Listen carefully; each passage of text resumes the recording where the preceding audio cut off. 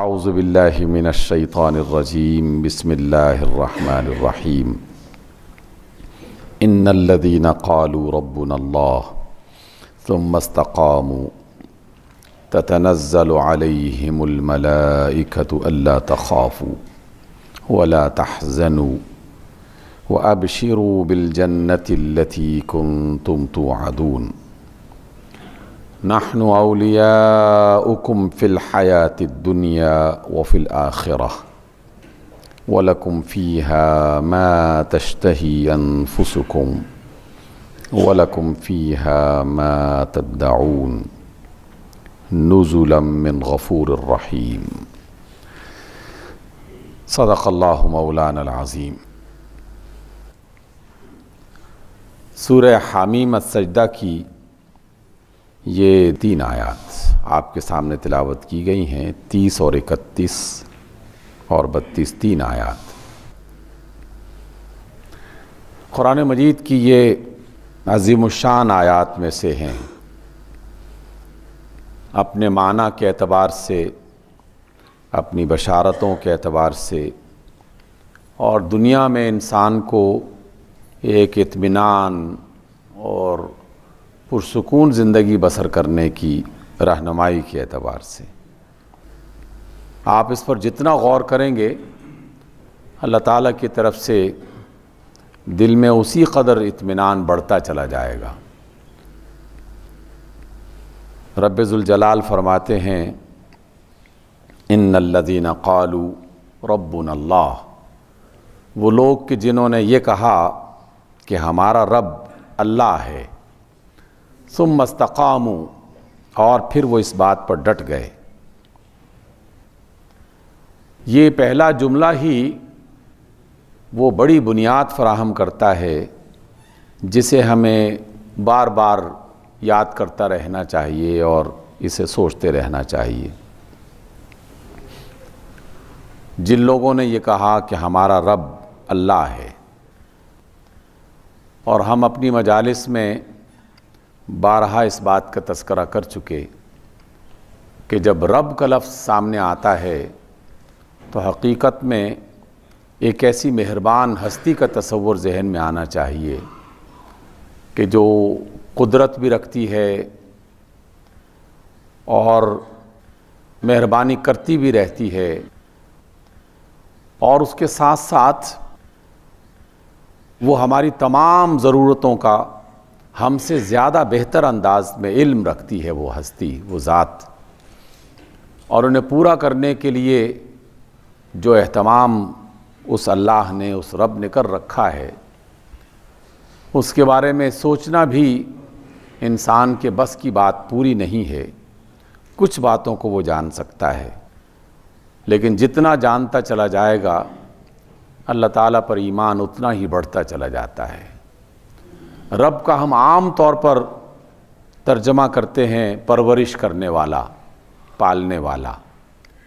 لیکن حقیقت میں صرف پالنے والا اور پرورش کرنے والا یہ رب کا جزوی معنی ہے، ایک تھوڑا سا معنی ہے۔ مکمل معنی جب بھی میں سوچنے کی کوشش کرتا ہوں تو عربی زبان کا ایک محاورہ وہ رہنمائی کرتا ہے۔ عربی زبان میں والد کے لیے رب کا لفظ استعمال کیا جاتا ہے، یا پھر والدہ کے لیے بھی رب کا لفظ استعمال کیا جاتا ہے۔ والد کو محاورے میں کہتے ہیں کہ ہوا رب البیت، کہ وہ گھر کا رب ہے، اور والدہ کے لیے کہا جاتا ہے کہ ہی ربۃ البیت، کہ وہ گھر کی رب ہے۔ اب ان دونوں تصورات کو اپنے ذہن میں رکھتے ہوئے اپنے ماں باپ، اور اب آپ اگر ماں باپ ہیں اور آپ کے بچے ہیں، آپ کی اولاد ہے، تو اس دنیا میں اس سے زیادہ بہتر اس ترجمے کی وضاحت کے لیے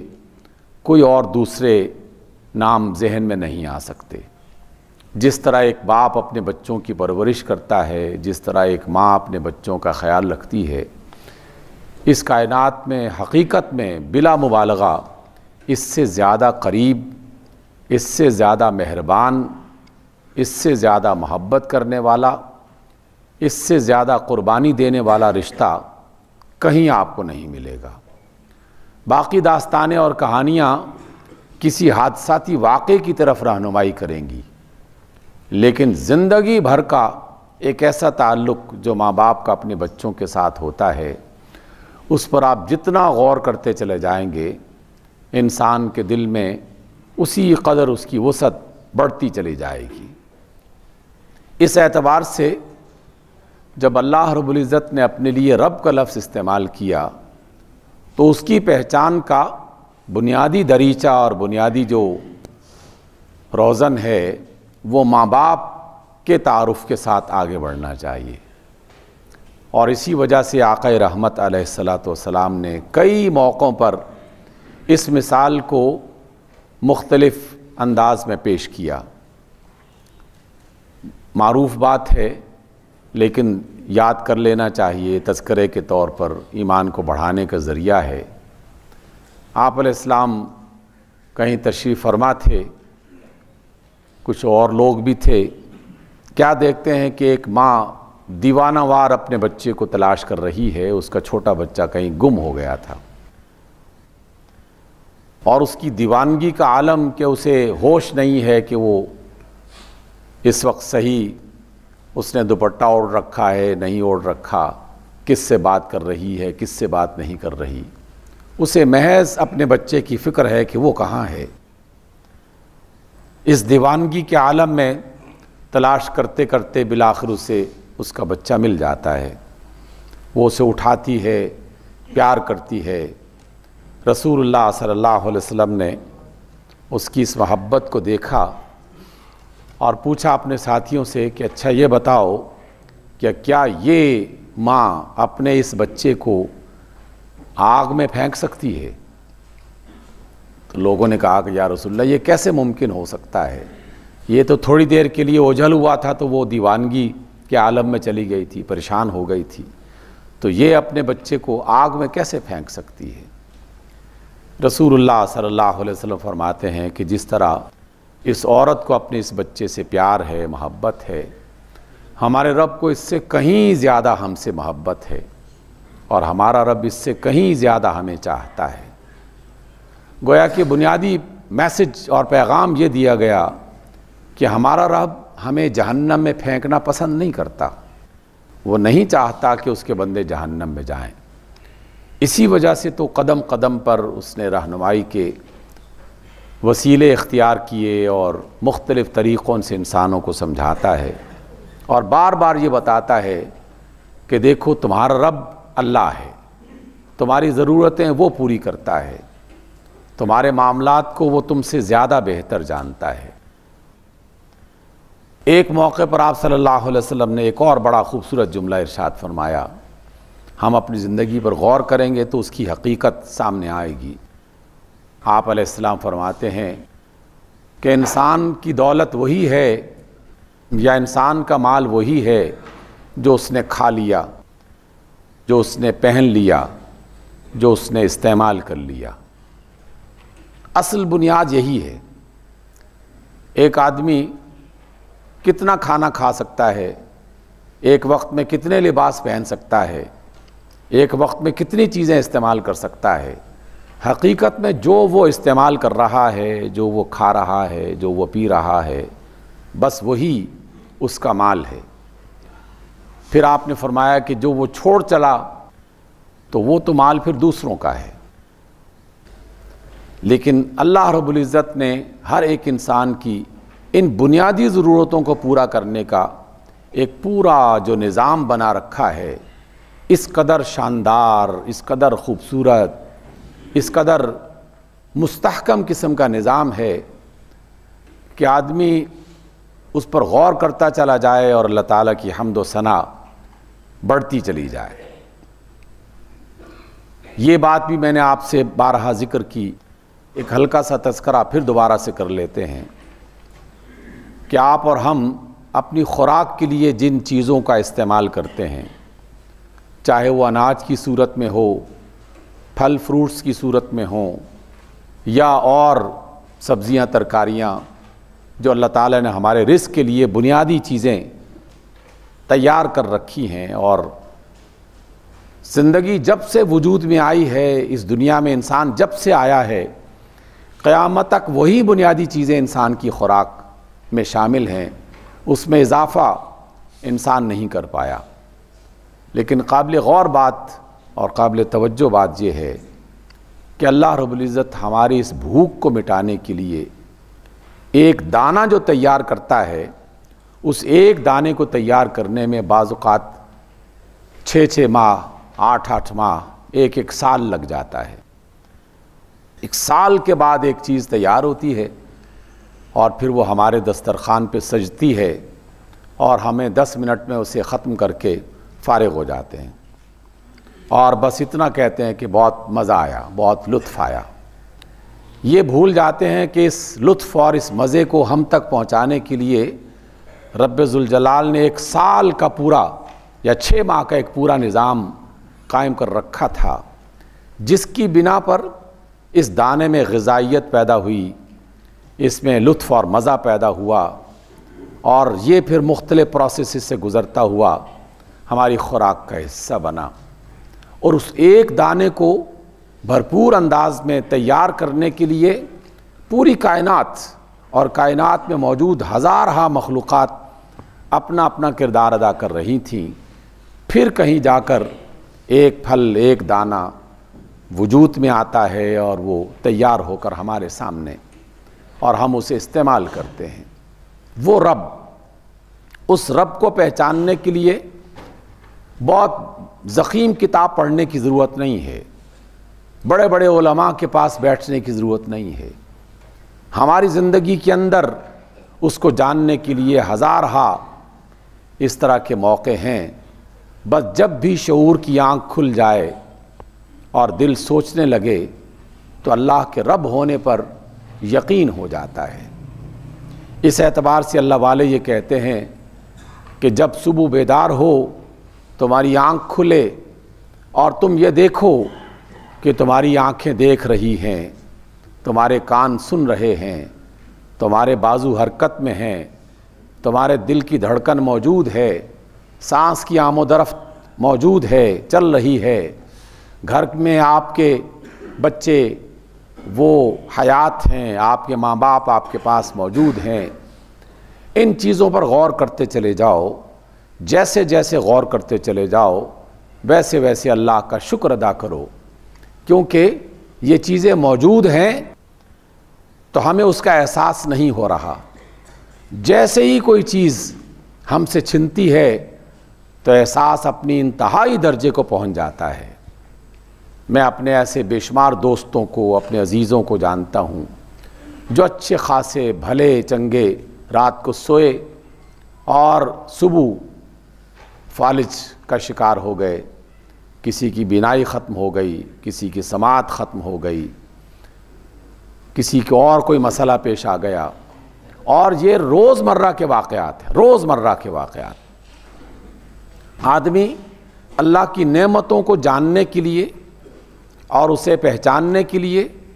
ان پر غور کرنا شروع کر دے کہ جو کسی مشکل میں مبتلا ہو چکے ہیں،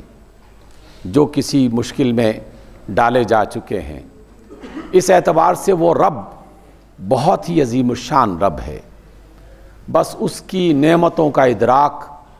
اور اس کی نعمتوں پر غور کرتے ہوئے اس کا شکر بجا لانا، یہ ہماری بنیادی ذمہ داری ہے۔ آیت کیا کہہ رہی ہے؟ اللہ فرماتے ہیں کہ جنہوں نے کہا کہ ہمارا رب اللہ ہے، پھر وہ اس بات پر ڈٹ گئے۔ اس کا کیا مطلب ہے؟ اس کا مطلب صرف یہ نہیں ہے کہ میں نے اللہ کو اپنا رب مان لیا ہے، یہ تو محض ایک جملہ میں نے ادا کیا ہے۔ پھر میرا ایکشن بتائے گا کہ میں واقعی اس جملے کو مانتا بھی ہوں کہ نہیں مانتا۔ میرا کردار بتائے گا کہ میں نے واقعی اللہ کو اپنا رب مانا ہے کہ نہیں مانا۔ مختلف موقعوں پر ہمارے اپنے کردار اس کی وضاحت کرتے ہیں۔ میں جب بھی اس پر غور کرتا ہوں اور اللہ والوں کی مجالس میں یا ان کی صحبت میں جو چیز ہم نے سیکھی ہے وہ یہ کہ جب بھی کوئی شخص آپ کو رشوت لیتا ہوا دکھائی دے، کسی کے ساتھ فراڈ کرتا ہوا دکھائی دے، کسی کو دھوکہ دیتے ہوئے دکھائی دے، تو سمجھ لو کہ اس نے اللہ کو اپنا رب نہیں مانا. اس نے دولت کو، پیسے کو، رشوت کو، دھوکے کو، جسے وہ اپنے طور پر اپنی بڑی سیانت سمجھتا ہے، اپنی ذہانت سمجھتا ہے، اس نے اس کو اپنا رب مانا ہوا ہے. اور جس کی وجہ سے بالکل چھوٹی چھوٹی باتوں میں وہ اپنے لیے گناہ اکٹھے کرتا ہے، اللہ تعالیٰ کی نافرمانیاں تلاش کرتا ہے، اللہ کی عظیم الشان نعمتوں میں وہ عذاب اس میں داخل کرتا ہے، اپنے لیے بیماریاں اس کے اندر داخل کرتا ہے. پھر وہ اس بات پر خوش ہو رہا ہوتا ہے اپنے ذہن میں، اپنے دل میں، کہ دیکھو میں نے کیا کر دیا، اس کی وجہ سے اتنے پیسے مل گئے. اور حقیقت یہ ہے کہ کسی شخص نے 5-10 ہزار روپے کمائے ہوں یا 5-10 کروڑ کمائے ہوں، دونوں کی حقیقت ایک جیسی ہے. بنیاد کیا ہے کہ اس نے اپنے اللہ کو رب ماننے کے بجائے اس دھوکے کو، اس فراڈ کو، اس غلطی کو، اس گناہ کو یہ سمجھ لیا کہ شاید اس کی وجہ سے میرے رزق میں اضافہ ہو جائے گا، میری روزی میں اضافہ ہو جائے گا، میری زندگی بہتر ہو جائے گی. وہ ایک گمان میں مبتلا ہے، غلط فہمی میں مبتلا ہے. اس سے رزق میں اضافہ نہیں ہوتا. ہاں، مال کی گنتی میں اضافہ ہو جاتا ہے کچھ دیر کے لیے، لیکن رزق تو وہی ہے کہ جو انسان کو راحت پہنچائے، اس کی ضرورت کو بھی پورا کرے اور اس کی راحت بھی پہنچائے اس کو. اور یہ آئے دن کے واقعات میں ہم لوگ دیکھتے رہتے ہیں. سامعین گرامی، رب ذوالجلال یہ فرماتے ہیں اور ہمیں بار بار سمجھا رہے ہیں کہ دیکھو مجھے اپنا رب مانو، پھر میں تمہیں وہ رزق دوں گا اور ایسی ایسی جگہ سے دوں گا اور ایسے ایسے طریقے سے دوں گا کہ تمہارے وہم و گمان میں بھی نہیں ہو سکتا. اور اگر تم نے مجھے اپنا رب نہ مانا تو پھر تمہارے پاس جو موجود دولت ہے اس کو بھی میں ایسے طریقے سے چھینتا ہوں کہ تمہیں اس کا بھی خیال نہیں آ سکتا. جب وہ چھیننے پہ آتا ہے تو اربوں کی مالیت رکھنے والے بھی چند لقمے کھانے سے محتاج اس کے ہو جاتے ہیں اور وہ کھا نہیں پاتے. دیکھنا چاہتے ہیں کسی ہاسپٹل میں چلے جائیں، نیٹ ورک کھول کے اس میں ایسے بڑے بڑے امیر زادوں کو دیکھنا شروع کر دیں جن کے پاس بظاہر دولت کے انبار لگے ہوئے ہیں، لیکن کوئی ایسی بیماری میں مبتلا ہے کہ یہ میٹھا نہیں کھا سکتا، یہ نمکین نہیں کھا سکتا، یہ روٹی نہیں کھا سکتا، یہ چاول نہیں کھا سکتا. اسے تو محض چند لیکوڈ کے چمچے جو ہیں وہ اس کے منہ میں ڈالے جاتے ہیں، اس کو کوئی ملنے کے لیے نہیں آ رہا. ہزارہا قدم قدم پر انسانوں کی اپنی داستانیں ہمیں بتا رہی ہیں کہ اللہ کو اپنا رب مانو تو پھر اللہ تعالیٰ تمہارے لیے مہربانیوں کے دروازے کھولتا ہے. اور اس کو تلاش کرتے ہوئے پھر ڈٹ جاؤ.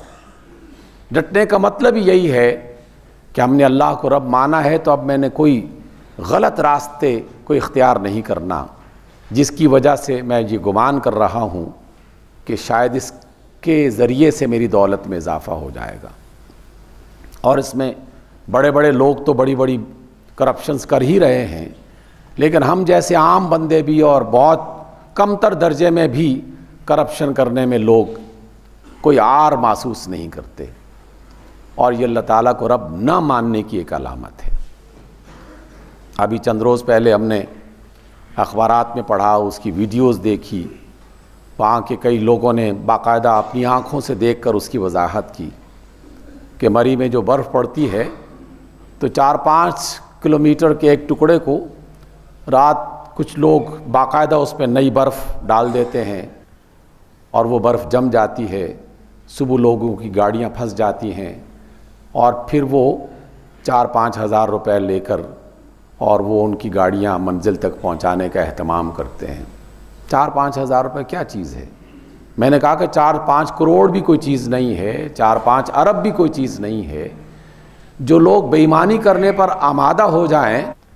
پھر وہ 1-1 روپے کے لیے بھی اپنا ایمان ضائع کرنا شروع کر دیتے ہیں. بنیاد صرف ایک ہی ہوتی ہے کہ انہوں نے اللہ کو اپنا رب نہیں مانا ہوتا۔ وہ یہ گمان کرنے لگتے ہیں کہ میری چالاکی مجھے رزق میں اضافے کا سبب بن جائے گی، میری ذہانت، میرا فراڈ، اس سے میری دولت میں اضافہ ہو جائے گا۔ اس نادانی سے ہم نے نکلنا ہے۔ ہم اس آیت کو مکمل کرتے ہیں، اللہ فرماتے ہیں کہ جنہوں نے کہا کہ ہمارا رب اللہ ہے، پھر اس پر ڈٹ گئے، یعنی پھر وہ بے ایمانی کے راستے پر نہیں چلے، ایمان پر مستحکم ہو گئے، تتنزل علیہم الملائکہ، ان پر فرشتے نازل ہوتے ہیں، اللہ تخافوا ولا تحزنوا، وہ فرشتے ان کے دل میں دو باتیں ڈالتے ہیں، اور وہ یہ ہے کہ اے اللہ کے بندے، اب تجھے کسی بھی خوف میں مبتلا نہیں ہونا چاہیے، کیونکہ تیرا رب اللہ ہے۔ تمہیں اس فکر میں نہیں ہونا چاہیے کہ کل کیا کھاؤ گے۔ وہ رب حیات ہے، زندہ ہے، قائم دائم ہے۔ جب تک اس نے لکھا ہوا ہے کہ تیرا رزق تجھے ملنا ہے تو ملنا ہی ملنا ہے، دنیا کی کوئی طاقت اسے روک نہیں سکتی۔ وَلَا تَحْزَنُوا، اور غم سے نکل جاؤ، پریشانیوں سے نکل جاؤ، حزن و ملال سے نکل جاؤ۔ ہم میں سے ایک بڑی تعداد آنے والے کل کے لیے خوف زدہ ہیں، پریشان ہیں کہ کل کیا ہوگا، اور ایک بڑی تعداد اپنے ماضی کے کسی بھی ایک واقعے کو یاد کر کے آہیں بھرنا شروع کر دیتے ہیں کہ کاش میں نے فلاں زمین کا ٹکڑا خرید لیا ہوتا، کاش میں نے اپنی ملازمت کے اگلے گریڈ میں جانے کے لیے یہ والا کام کر لیا ہوتا، اور پھر گھنٹوں اس پر پریشانیوں کا اظہار کرتے ہیں۔ یہ جو گزر جانے والی زندگی کا غم ہے، جس نے اللہ کو اپنا رب مان لیا وہ اس سے آزاد ہو جاتا ہے، اور آنے والے کل کا جو خوف ہے،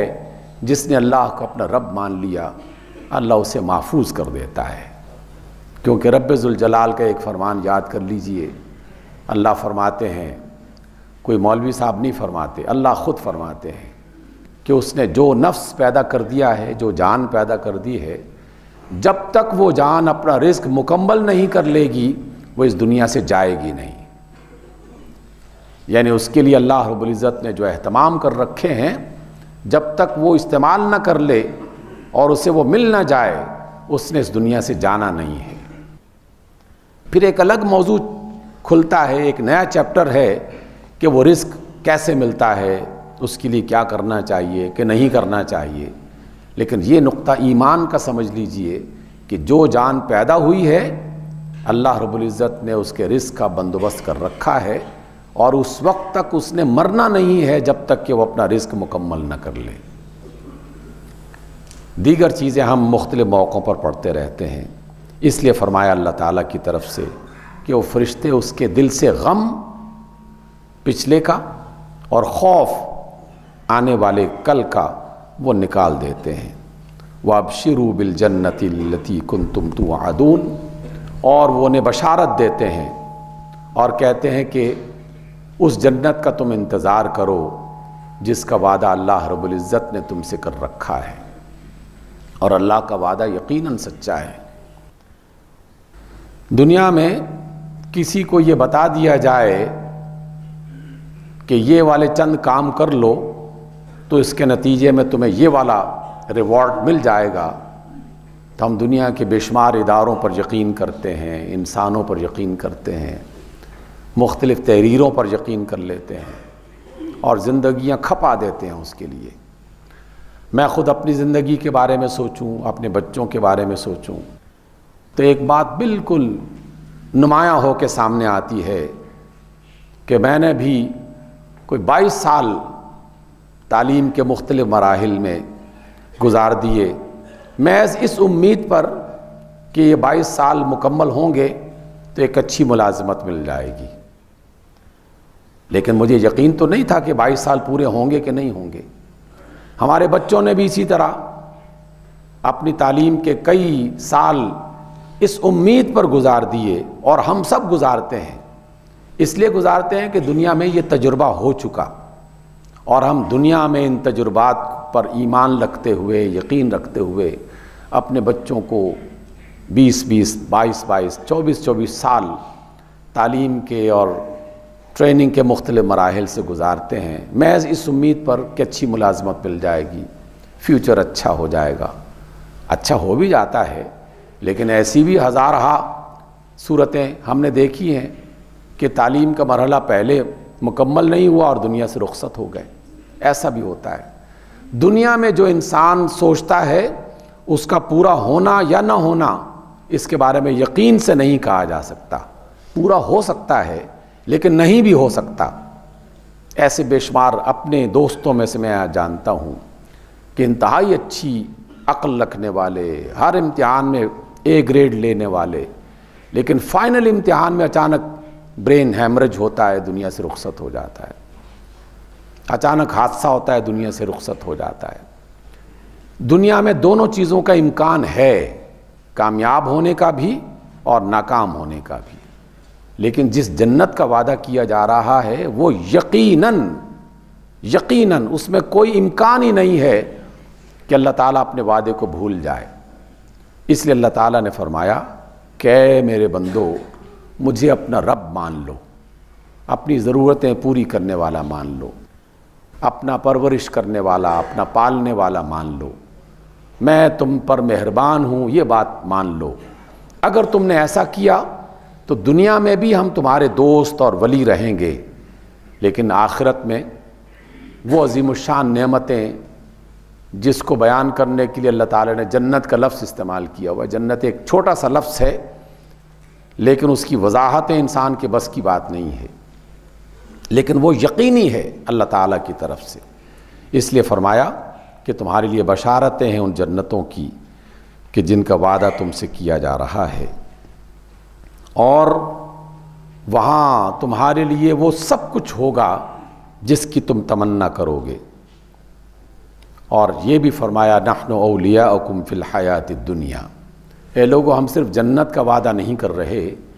مجھے اپنا رب مانو تو دنیا میں بھی ہم تمہارے دوست، تمہارے ولی، تمہارے مددگار بن جائیں گے،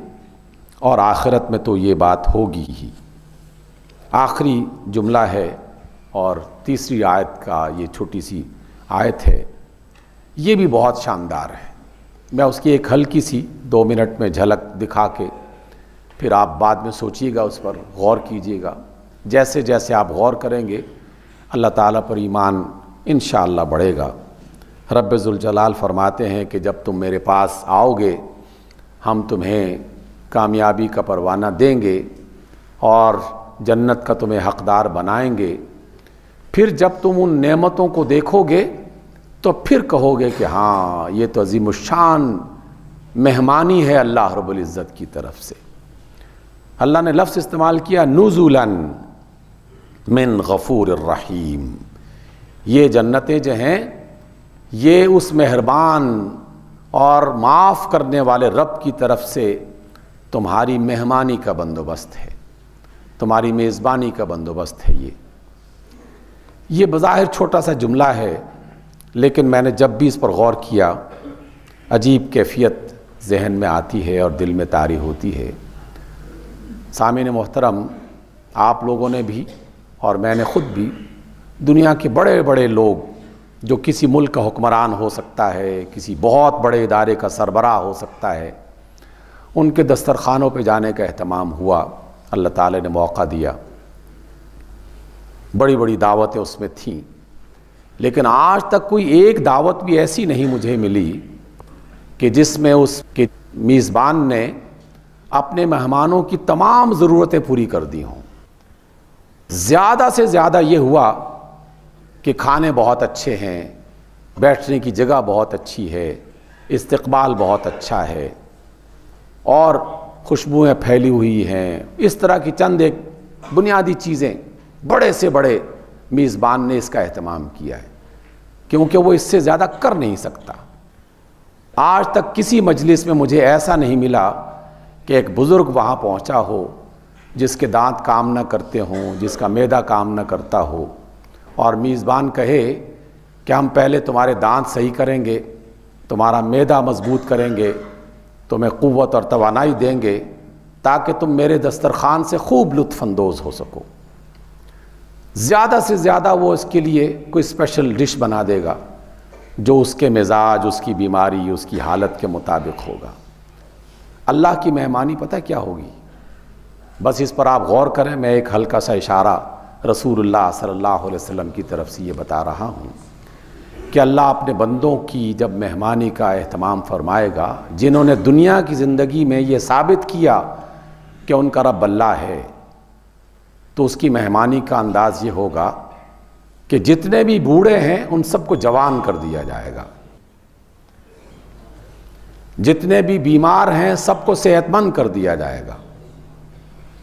جتنے بھی کمزور ہیں توانا کر دیا جائے گا۔ پھر باقاعدہ خصوصی قسم کا لباس تیار کروا کے انہیں پہلے سے الگ سے نہلا دھلا کر صاف ستھرا خوشبوؤں میں بسا کر وہ لباس انہیں پہنایا جائے گا۔